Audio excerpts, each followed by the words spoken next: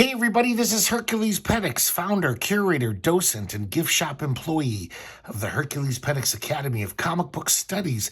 Today we're going to be looking at American Flagg number 23 through 27. And unfortunately, there's a very high chance that this is the last American Flagg video I'm going to make. I will explain. So the original run of American Flagg went to number 50. After number 27, well, even number 26, Howard Chaykin totally stepped back. He got all these this high-paying work at DC, which is kind of a shame that he had this great creation that he owned, and then he'd go back to the plantation to work for DC again. It's kind of sad to me. It's ridiculous. But after 27, it was pretty much just like he wrote a couple of the issues, still did covers, wasn't that invested. Basically, he, 1 through 26 is his real magnum opus that he cared about. And then he was just like, First Comics wants to continue the title because it sells okay. I'll just let other people do it and, still retain my ownership, but I won't be involved. So as a kid, I kept buying those issues. Stephen Grant took over as writer. J. Mark DeMatteis took over after that. It had Mark Badger, young Mark Badger, drew a lot of them, and some various artists. They weren't very good, and that's the reason why they're not in the Academy. I bought those all the way up to number 50, and then pretty much within a year or two, I realized these are terrible. I don't care if I ever read these again. So I sold them all a long time ago. So after that, they restarted the series, a new number 1, and it was called Howard Chaykin's American Flagg. That ran for 12 issues. I have those. So apparently at the time, I thought they were pretty good. Because, of course, I haven't read these in 30 years. I had weeded them, my collection, a long time ago. And I guess those 12 issues of Howard Chaykin's American Flagg made the cut. But I don't know. I think my tastes have changed a lot. And Howard Chaykin doesn't really, he writes a bunch of them, but not all of them, doesn't draw them, does some covers. So I have a feeling it's not going to be that good. And then I will kick them out of the Academy and sell them. And then, of course, I will not make a video about them. So I don't know. I don't have time to read them right now. I have other comics to read to keep these videos on a roughly daily basis. But when I do get around to reading them, I guess you'll find out if I like them or not. Because if I did, you'll see another couple videos of those issues. If you don't see any more American Flagg, that means I chucked them. But let's get to the matter at hand here. This is, so as far as I'm concerned, it's the last real American Flagg story arc. American Flagg is like, I've said this before, it's like Howard the Duck without Gerber. And American Flagg is Chaykin. Without Chaykin, it's not American Flagg. It's nothing. As we've seen in the backups last video, and they'll continue here, even Alan Moore couldn't do a good American Flagg. It's basically Howard Chaykin's personality distilled into a comic, just like Howard the Duck was Steve Gerber's personality. And you can't really do much after he leaves, so it's silly to try. But they did for a long time, and they're pretty bad, if I remember correctly. So, number 23, England Swings. This is the first chapter of Mad Dogs and Englishmen, which is about Reuben Flagg going to England. Nice, fun cover here. Kind of sums up American Flagg. So we're in Europe somewhere, and we see a checkpoint, and this car just drives right on through, pursued by another car that's firing at them. Turns out the first car is it's Titania Weiss. I was going to say our old friend, but she's a horrible Nazi who tried to kill most of Chicago. So not our old friend, but Titania Weiss, a character from earlier issues of American Flagg. She's protecting this doctor, Dr. Vronsky, trying to get him to safety. And they've got this helicopter to pick him up. But Dr. Vronsky dies in the gunfire. But Titania does escape and blows up her pursuers. So now we're in England, and we see Reuben Flagg. And Reuben Flagg is there with Peabody, Sherman Peabody, the head of the Plex Eternal Affairs. And as we'll soon find out, he's pretty much in charge of the Plex. The PIA is pretty much kind of did a silent coup. And he's with Antonio de la Cristo, the head honcho of Brazil.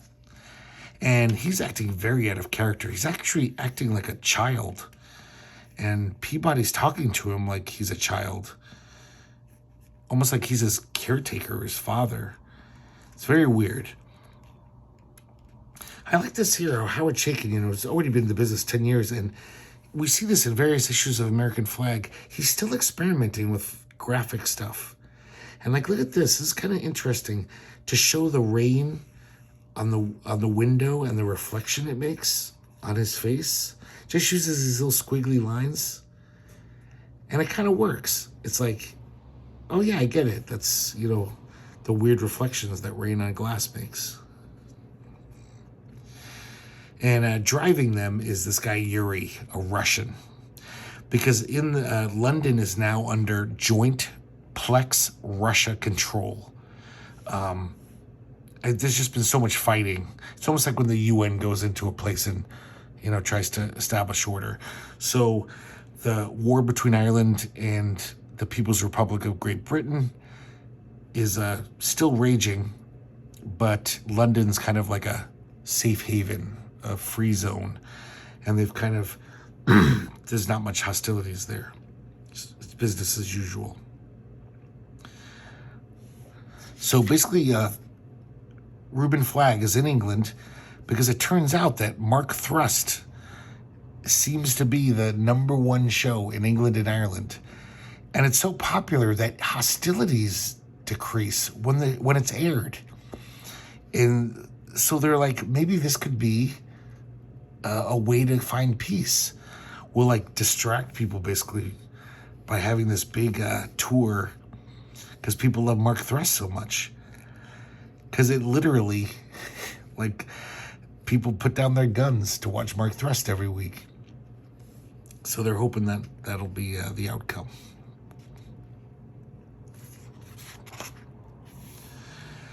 So now we meet, this is the Plex Internal Affairs woman stationed in England, even though she's Russian too. Olga. I think it's Olga Panova.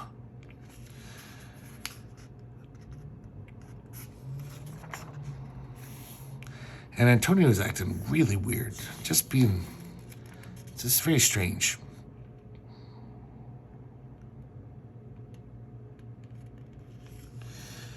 So Peabody informs Reuben that he's like, yeah, you and Yuri Kolyakov here are going to be partners while you're here. And Reuben does not like it. He has this little storm cloud thought balloon, old cartoony thing. And because Yuri just seems like he's got a stick up his ass, some cold-hearted Russian stooge. After they leave, we find out this dastardly plan. I guess this has been going on for a while. So Olga and Sherman Peabody are talking, and I guess months ago, they killed Antonio de la Cristo and replaced him with a synthesis of clone android and cyborg. The Plex has been working on this project based off of the research of Titania Weiss, her prosthetic research. So she's she has a lot of information that's crucial to this. Since the Antonio robot is not working out, they really want to get their hands on Titania Weiss and her knowledge to fix the robot, because all their plans will be dashed. of course, their main plan is that they will control Brazil if they control Antonio de la Cristo. Because like I said, he's the big kahuna there. Once again, we see that cool rain effect. Works even better here with the dark shading. And Ruben soon finds out that Yuri is not what he seemed. As soon as they're out of earshot of his superiors, Yuri kind of reveals himself to be this big party guy. He's like, come on, I'm going to show you a good time. He's also kind of a bad cop. I mean, Ruben quickly realizes he's kind of corrupt. But he's basically a good-hearted guy. But of course, he's got all these scams and grifts and, he's a bad lieutenant. But he's very jovial.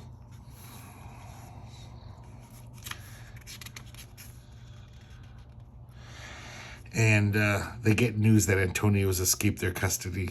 He hasn't been taking his sedative and is off doing whatever the hell he wants to do. So they're like, oh shit, we gotta find him. Look at this interesting colors here. It's like, instead of speed lines, because they're driving, I guess it's all the neon lights of London. All of a sudden they see this thief, and he's actually just robbed one of Yuri's partners, criminal partners, like establishments. So he's like, that's my business. We got to get that guy. So they chase him down. And Ruben jumps on his motorcycle. And then we cut away to this kind of nightclub. And all of a sudden, Ruben and the bad guy in the motorcycle just crash through the window. And Ruben subdues the guy. But when he looks up on the stage and sees the woman singing, he's transfixed, and he slowly walks up right to her. And he says, Grace? And she says, Ruben? So these two know each other. And then they just start making out. So apparently they know each other biblically, or knew each other biblically at one point. Obviously very passionate. They were obviously lovers. So Yuri says, hey, we gotta go. We just got a call, a serious call. So Grace gives Ruben her address, and they're gonna rendezvous later. So they show up at this whorehouse, and the madam is all like, yeah, some crazy Brazilian guy's upstairs. Well, she actually says another word. But she's like, he's locked the room. We don't know what the hell he's up to. So Ruben goes up there, kicks in the door. And it's fucking Antonio. Well, it's the Antonio robot. And he's brutally murdered these prostitutes. And it just doesn't even seem to register with him. He's just making small talk. And Ruben's like, oh, fuck. So here's the credits. Howard Chaykin, once again, artist, writer, Ken Brzezinski, letter. And we have a new colorist, Alex Wald. And which is interesting, because just last episode, I was looking at 45 records, and Alex Wald drew this comic insert in a Super SNES 45. And I was questioning, like, God, why does that name sound so familiar? It seems like Alex Wald's done all this random stuff in comics. And that night I start reading these, and I just thought that was a very weird coincidence. I think he's doing a great job, by the way. This is doing Leslie Zoller proud. There's some really just beautiful, rich colors in this. And some really interesting color choices at some points. Okay, here we have I believe this is the second chapter of Alan Moore's backup story. Each one kind of stars one of the characters. So this is Raoul. There is a hippie land fur away. And we'll get that reference pretty soon. Alan Moore writer, Larry Stroman penciler, Don Lomax inker, and then the regular letter and colorist. It's very strange in this. Alex Wald's colors don't seem as good. I don't know if he just did it quicker or something. It's just not... I mean, the art's definitely not as good, but it's even the colors are like just not as nice. So if you remember last time, Kansas has become this like, due to like these subliminals that are like, it's causing everyone to become sex maniacs. And people are like not working anymore. People are just having orgies in the streets, and they're getting more and more perverse. So this guy Reich, he's like a porn king. He's moved in because he can sell all his wares. He can make a killing.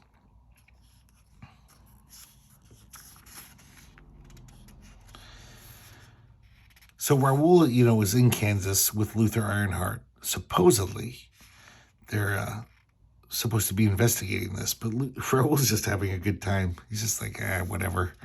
I'm going to get drunk and maybe hook up with someone.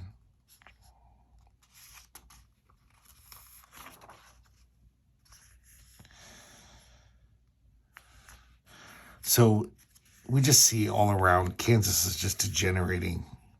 It's just getting really bad. There's these sex droids, crazy sex droids running around. They're super strong, just like raping people and molesting them. Raoul doesn't care though. He's having a nice drink, flirting with the bartender. But then all of a sudden during the chaos, Raoul sees this little cute mouse that looks suspiciously like Ignat's mouse. And he totally falls in love with him. And kind of like trying to seduce him. And the mouse is like, yeah, get away from me. And then look at this. The mouse picks up a brick and beans Raoul on the head. He creases his skull. And Raoul loves it. He's like, oh, you animal. So it's like, that's what the title's referring to. This is a total Crazy Cat homage within this comic, within this weird sex science fiction story. I love how Alan Moore shoehorns this George Harriman tribute in. So Raoul's chasing the mouse, and all of a sudden he bumps into this robot dog, and he looks very much like Officer Pup, and he talks like Officer Pup. He's like things are misspelled, and kind of speaking in that Crazy Cat patois that George Harriman was so good at. So yeah, he's a robot dog. I guess he's like a robo pup, and he takes an instant liking to Raoul, and Raoul's like, oh, I'm fucked.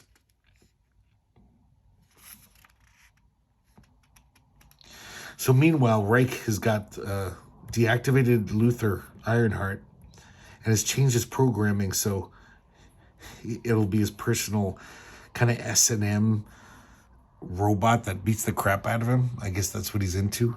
But he like puts a Marie Osmond head on Luther. That's a big turn on for him.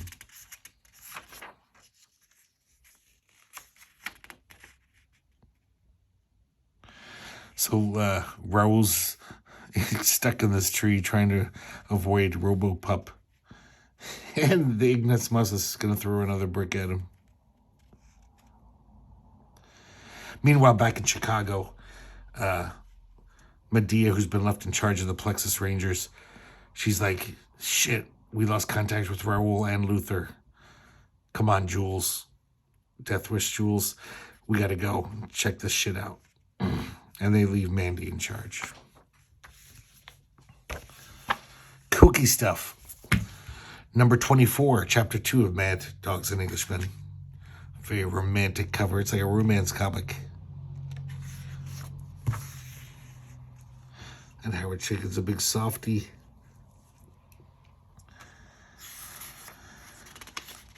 So we see the Mark Thrust live on tour show. Seems to be working. It seems like hostilities between the Irish and the English have subsided. I did want to mention something that seems weird to me. I thought all this time they've said that England is the People's Republic of England, and it's totally communist. And you see no sign of that here. It's I don't know if Howard Chaykin forgot or something happened. So that's a little annoying because there's all these little allusions to that. But it doesn't seem communist at all. It seems like the Plex run everything, but maybe it's just in London because the Plex-Russia alliance is taking over London. Maybe the rest of England is, commie. So we see Titania Weiss. She's gonna meet this guy, but then these two guys abduct her. And they throw her into a van. They're fascists. The National Front.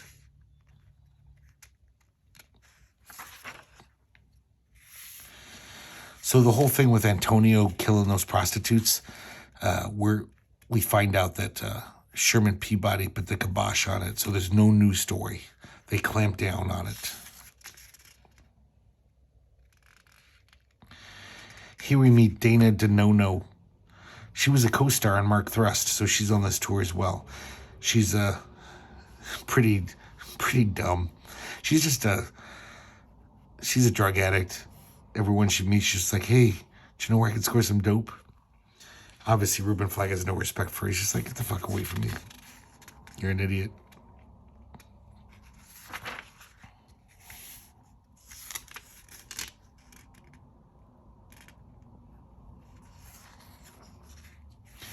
So we meet this guy, Cam Parker House. He's in the Plex Internal Affairs. He happens to look just like Ruben Flagg. So he's his double. So while Ruben is free to investigate stuff in London, he's going to be like playing Ruben, doing the Mark Thrust promotional stuff. And he loves it because all these screaming women are going to rip his clothes off. Ruben did not want to face that. Ruben has enough women trying to rip his clothes off every issue. But this guy's just like, wow, this is the best job I've ever had. Thanks. We also find out that Yuri has a big crush on Dana. And he basically asks Ruben to kind of help him hook up with her. He basically tells him, hey, buy her lots of drugs. That'll make her happy. She'll be into you. So meanwhile, Antonio de la Cristo is safely in jail. I think these are the only two people who know.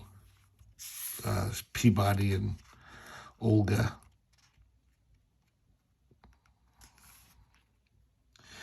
So she notices that, you seem to have this, why don't you just kill him and start from scratch? You seem to have this almost paternal thing about him. And he's like, well, actually, we cloned the droid's organics from me. So it's almost like Antonio is kind of in a weird way, his son. And he does feel this almost like paternalness to him. And Antonio also feels this filial devotion to Sherman Peabody because of that. So now we see Ruben and Grace on their date. They're reminiscing. And, the chemistry's still there. They get on like a house on fire. Really like the way Chaykin draws her. Very distinctive. You can kind of understand why she was the love of his life. It's beautiful. Kind of neat, and all these issues. Ruben's never really seemed to be in love, but he's definitely just seems like more than just some sex. Unfortunately, Yuri calls with an emergency, and Ruben's like, "Sorry, I gotta go, but I'll be back later."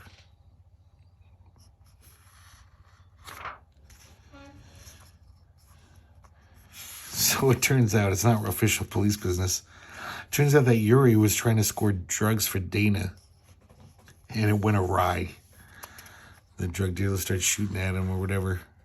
And so he called Ruben to help. And of course, Ruben's a good buddy, and he does. And they beat the crap out of the drug dealers. Yeah, man, definitely like this Alex Wald coloring. Good stuff.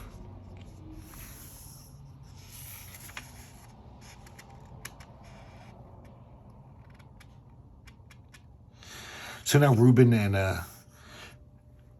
I'm sorry, not Ruben. Ruben goes back to his date. Yuri goes into headquarters, checks in with Peabody and Olga, and they put handcuffs on him, and they say, you're under arrest. And apparently, a few weeks ago, they got him drunk one night and put this thing behind his ear. It's called a bug bomb. So not only does it record everything he said, so they know about all of his, extra legal activities, enough to send him away to the gulag forever. But it's also a bomb. If he does anything they don't like it, they can just blow his head off. So basically, because of this hold they have over him, they're like, you're going to kill Ruben Flagg for us.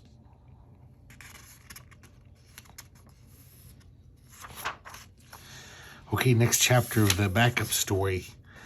The art team's changed. Now it's just Don Lomax's art. But everything else is the same.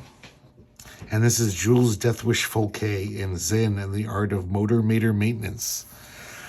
And I forgot to mention this, but all of a sudden, Jules has taken up Zen Buddhism. He's always reading out of some Zen book, always spouting these koans and proverbs. And he's definitely had a change in character in the past few issues. So they've arrived in Kansas, and they're just seeing all this chaos and insanity, like people dying but with smiles on their faces.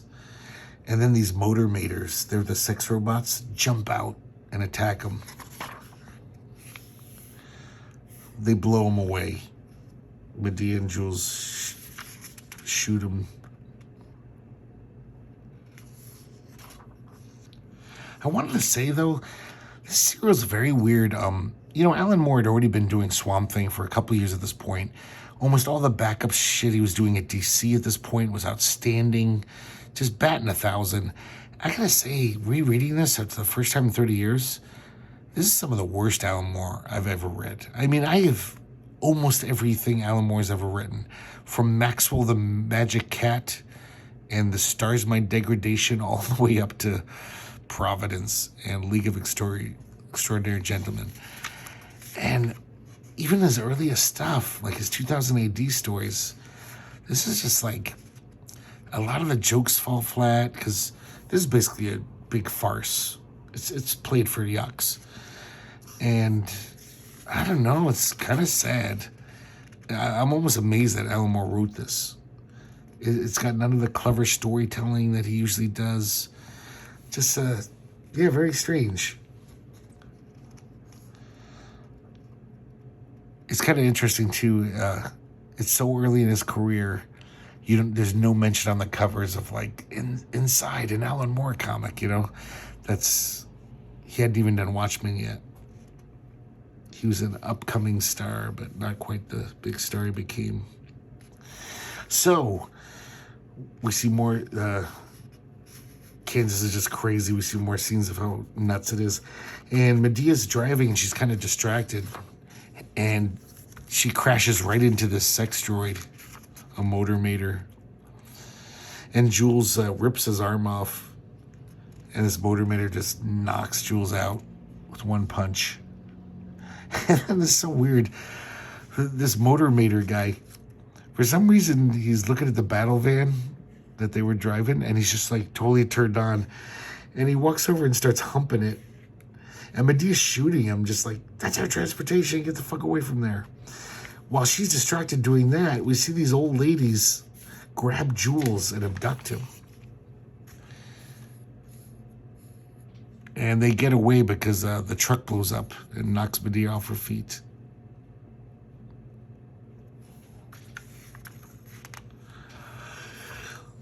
Pretty nuts. Excuse me. Number 25, Saturday Night Dead. Chapter 3. A little recap using fast facts. So these are the guys who have abducted Titania Weiss. And even though they're Nazis, she's a Nazi, they want her information too. She escapes, though, kills one of them and jumps out the window. So Peabody's furious because they kind of figured out she was there. Olga used her National Front informers, and they were just about to send someone over to pick her up, and she escaped. So Peabody's furious, and he's threatening her. He's like, if you don't get me Titania Weiss quick, you're going to be in the gulag. So Ruben and Yuri show up. Peabody tells him the plan. You've got to get Titania Weiss. She's got this like micro cassette on her that has all this important information.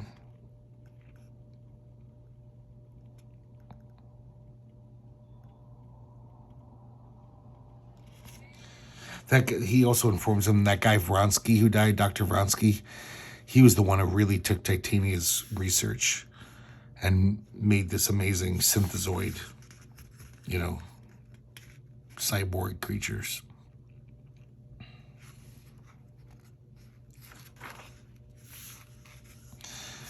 So while they're leaving, Peabody says, hey, Yuri, hold up a second.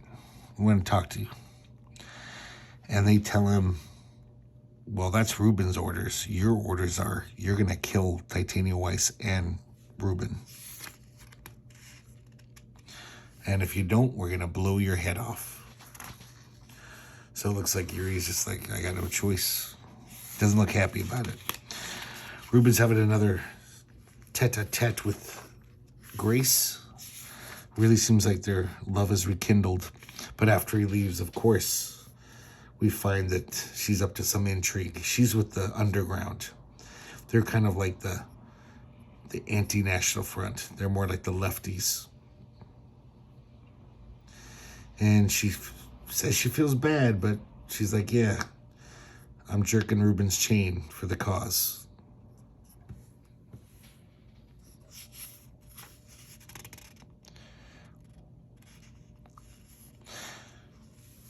So it looks like Dana and Yuri are quite the item. But they go off, Ruben and Yuri go off in incognito. Yuri takes them to this place called Slimehouse Lewes. And that is the place where if you need something in England, something illegal or illicit or just depraved, this is where you go. And everything's for sale. We see all these scumbags. Some nice, interesting faces in this interlude. So our two heroes come in and they ask for Titania Weiss, and the bar goes dead silent. And everyone starts attacking them. Ruben and Yuri are fighting them off, but they're outnumbered.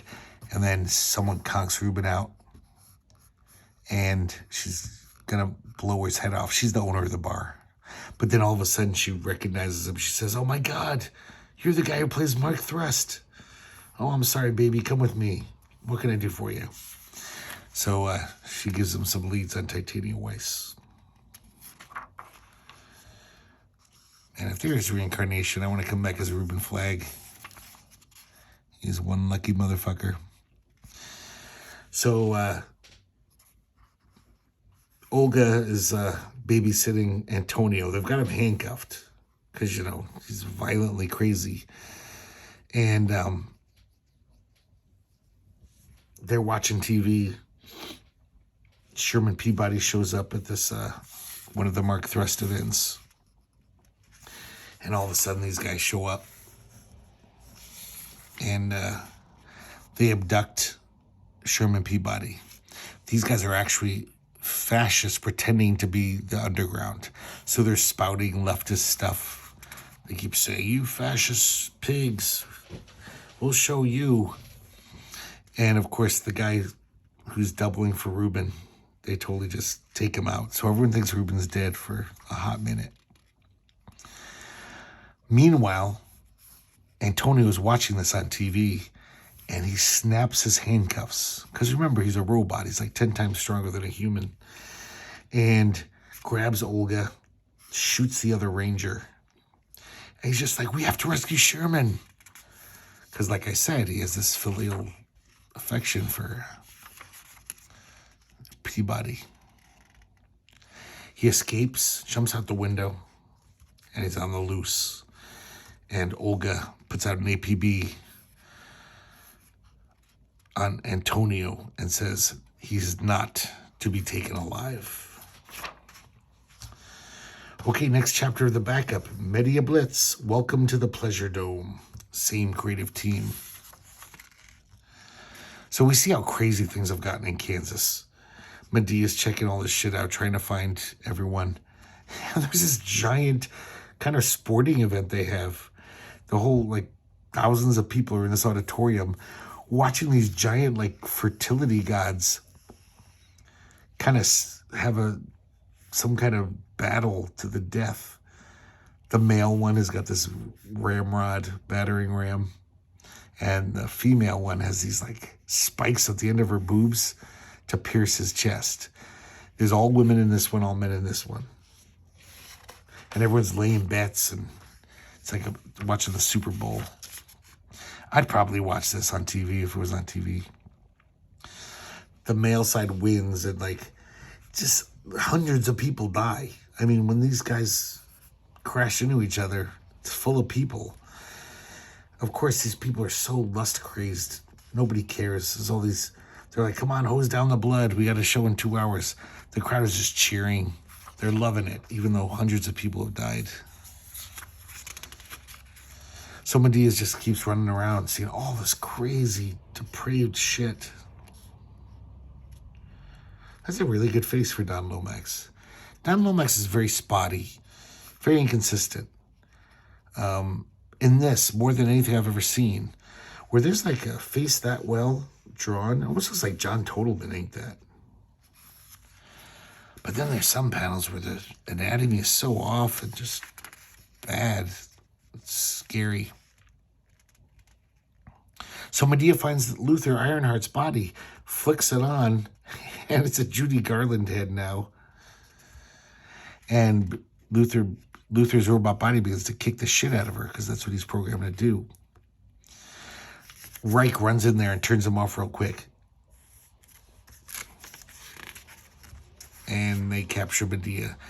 And this last page, we see the fates of all of our heroes. You know, Luther's out of commission. We see Raoul's cybernetic hands have been ripped off by the dog. He got rid of them. Jules is tied up, about to have whipped cream applied to him and probably other things. And Medea is unconscious and abducted by these Reichsmen. And Mandy's in Chicago, just can't get anyone on the horn. She's like, anybody? Can you hear me? Things do not look good for our heroes. Here's the last chapter of Mad Dog and Englishman, number 26. Once again, Fast Facts brings us up to snuff.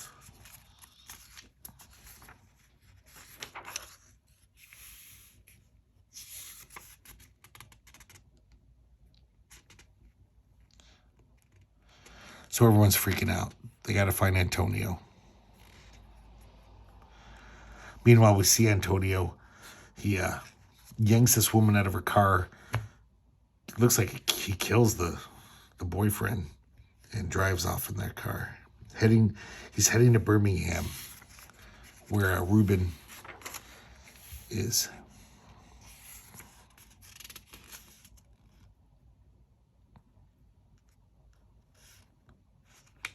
So finally, Reuben confronts Titania Weiss. And she, he's going to arrest her for the death of Anatoly Vronsky. She's like, it wasn't me. It was the Plex. They didn't want him blowing the whistle on this huge conspiracy. And while they're chatting, Yuri doesn't want to do it, but aims at both of them with his gun. He's going to kill him because he doesn't want his head to be blown off. And then all of a sudden, Grace comes out of nowhere and knocks him over, spoiling his aim. The whole scheme comes out. Yuri's very apologetic. Explains to Reuben, it's like, I had to. They were going to kill me. They were going to blow my head off. I had no choice. And Grace tells Reuben that, she's in the underground. and also kind of admits that she used him, That was the main reason she wanted to hook up with him again. So he kind of forgives Yuri. He's really pissed at him, of course. But he's like, okay, I guess I understand. You did what you had to do.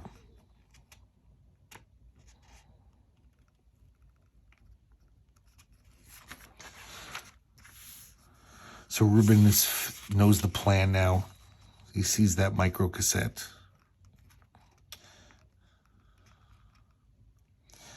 She does say basically, when you came into the cafe that night, I was torn between throwing myself at you or using you for your value to the underground. I went for both.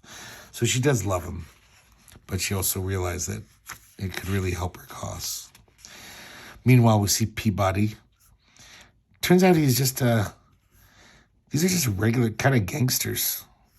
And they're telling Peabody that, like, we just don't like the Plex USA. Like, the National Front hates the underground hates the Nazis hate the commies, but at least we're British. So as soon as we kick you out of Britain, we can go back to hating each other in peace. So it's kind of a funny thing. Oh, they've also got Dana DeNono.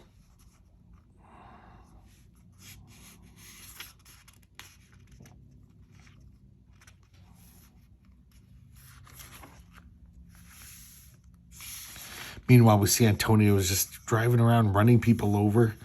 Just completely insane. He's a badly wired robot. Now we see Ruben and Grace and Yuri and Titania are in a helicopter. They're going to confront Peabody.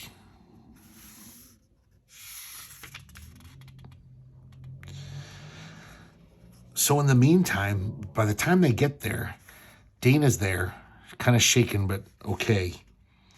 And Antonio showed up and rescued Sherman Peabody.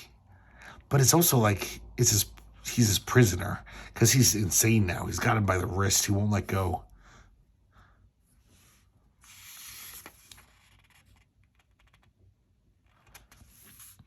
And he drives right into a minefield.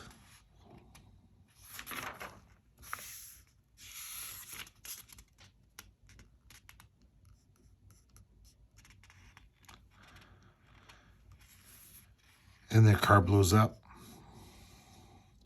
So Ruben shows up and the helicopter lands and he confronts Peabody. And lists off his crimes: murder of Antonio de la Cristo, treason against the government, conspiracy to overthrow the government of Brazil. So it's a happy ending. The news comes out. Sherman Peabody's disgraced.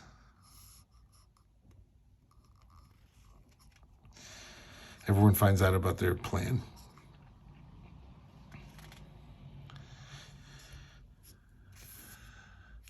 So Ruben's heading towards the airplane to take him back to America, or I should say the Zeppelin. And Grace sees him off. Very romantic ending, like Casablanca, because she can't go with him. They love each other, but she's got her work in England with the underground, and he's got his ranger work. But Yuri comes with him. So I guess in the following stories, which I'll probably never reread, Yuri is in Chicago with Ruben. And this is the last chapter. And they've never done this before. At the end of a story, look, it says the end. It's almost like Howard Chaykin knew that, like, yeah, this is the end of my real American flag, my magnum opus. After this, it's just going to be various, writers and artists keeping the title on life support. But kind of sad. The dream is over. There's so much in the American flag world I want to see, I want to see all the other countries. But by Howard Chaykin. I don't want to see J. Mark DeMatteis. J. Mark DeMatteis stuff, I remember, he's a pretty good writer. I loved Moonshadow by him. But he was not good for American Flag. You know, just too, J. Mark DeMatteis, kind of like a hippie. I don't know. It did not have the correct sensibility. Okay, back to the backup story. We got, we're on QUSA now. Bill Windsor-Smith, the reporter, he's all like reporting about how all these refugees are leaving Kansas. Nobody knows why. Nobody knows what the hell happened. But they're like sex refugees. They're all dressed in lingerie and guys dressed in tutus. And meanwhile, Mandy in Chicago is like practicing for what she's going to tell Ruben, because everything's gone to shit under her watch. Bill Windsor-Smith is talking to people, piecing together what the hell happened. Excuse me. So they really sensationalized the story so much that like a good portion of the Chicago population heads towards Kansas, because they're intrigued and titillated. They're like, fuck that, we're going, this sounds like fun. And finally Ruben comes back from England, and Mandy's just like, she was gonna tough talk Ruben, but she's just like, Ruben, everything's fucked. I need your help. So now the last chapter of that backup story now takes over the whole comic. This is the first issue of American Flag, not written by Howard Chaykin. Unfortunately, it won't be the last. Lustbusters. Nice Chaykin cover, though. So Ruben, Mandy, and Bill Windsor Jones are flying into Kansas.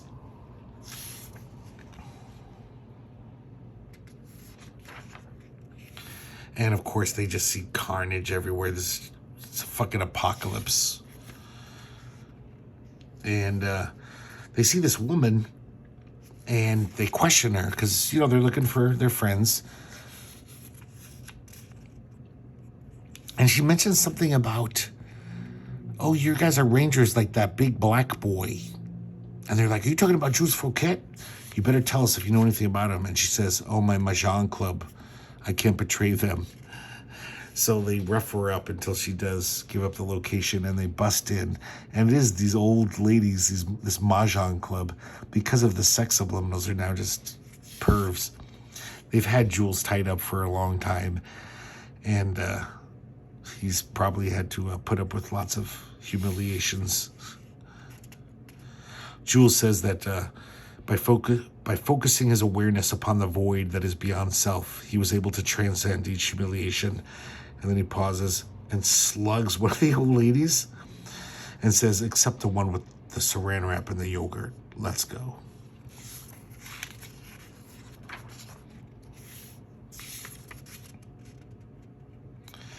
So they found Jules. Now they're looking for the rest of them.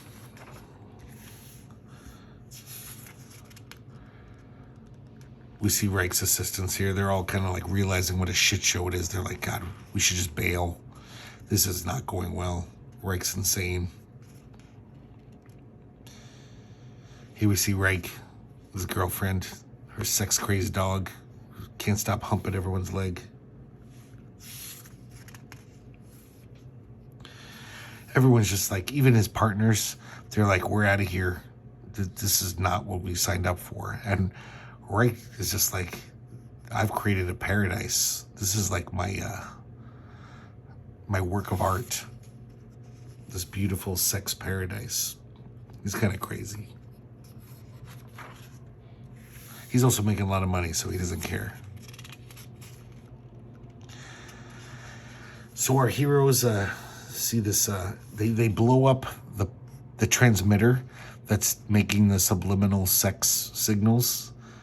But people are still going crazy because, like, I don't know, they're in a fugue state. So they're still, like, getting all pervy. And then we see Medea all chained up. She's going to be sent to the shooting gallery. People who can't pay their debts, can't pay for their sex anymore, basically are, Reich doesn't have any need for them. So they become, like, snuff film fodder. She's actually going to have to run in front of these, be a target for people who want to shoot someone for $1 a bullet, $1 a shot.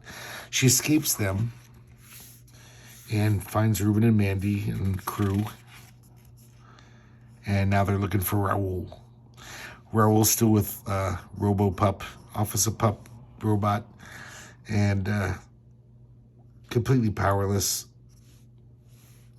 And this dog is so in love with Raul, talking about marrying him. And still doing that great Harriman word balloons.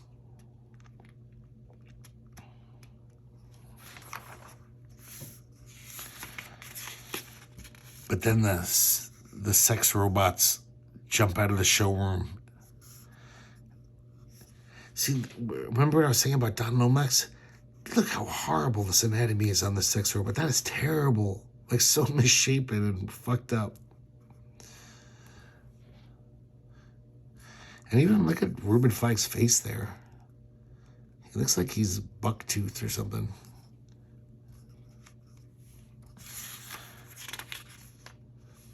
So everything's fucking chaos, as you can imagine. These sex robots are just causing a huzzarai. And Reich gets word from one of his underlings that the Rangers are there. So he's like, okay, honey, we gotta bug out. I guess we gotta admit defeat and get out of here.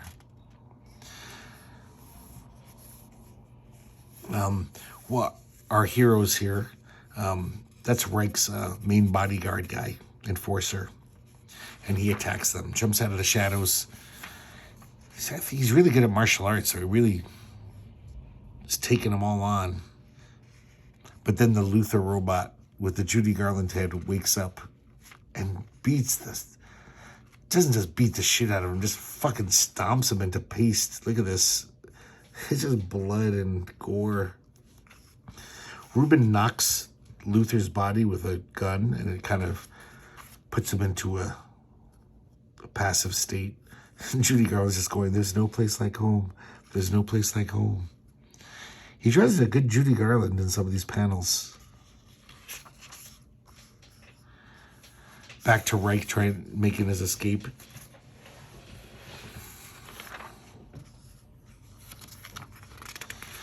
And then Robo-Pup and Luther show up.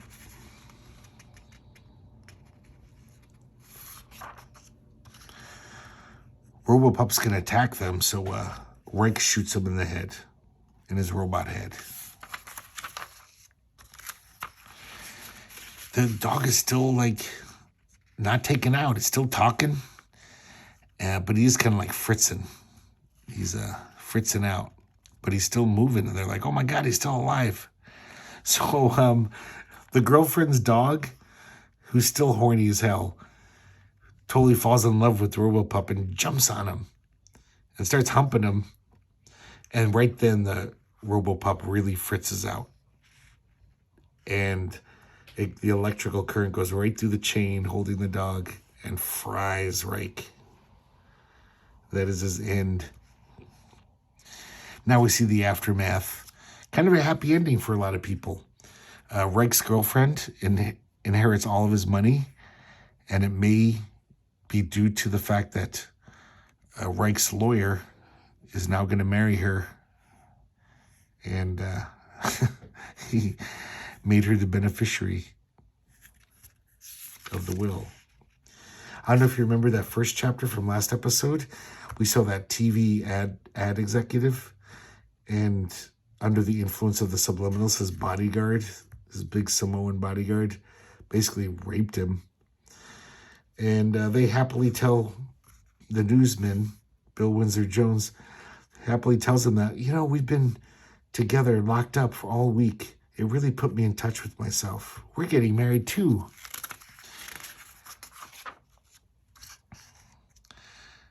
And everything's wrapped up. And they're heading back to Chicago. And as they fly away, we see that melted slag heap that was the Motor Mater humping the battle van like some modern art sculpture. nice final image. So that's it, guys. At least for me, I'm pretty sure. Like I said, I'm going to read those Howard Chaykin's American Flag 1 through 12. And I strongly suspect they're not going to be that good because Howard Chaykin doesn't seem that involved. Just like all the issues after 27 here, or 26, I should say. So, we shall see. But I hope you did enjoy all these videos about American Flag. I loved rereading these. Like I said, I haven't read them in decades. They really hold up for me. Just the art, lettering, coloring, just such a great package. And I still find Howard Chaykin's world so charming. The characters, the political satire, the sex. It's just such a great jumble of things together. Just fun, but like smart fun, you know? It's intelligent, fun, great shit. I'll miss you, American Flag. But, like I said, thanks for watching. And also, I'd love to see you here next time at the herculespetix Academy of Comic Book Studies.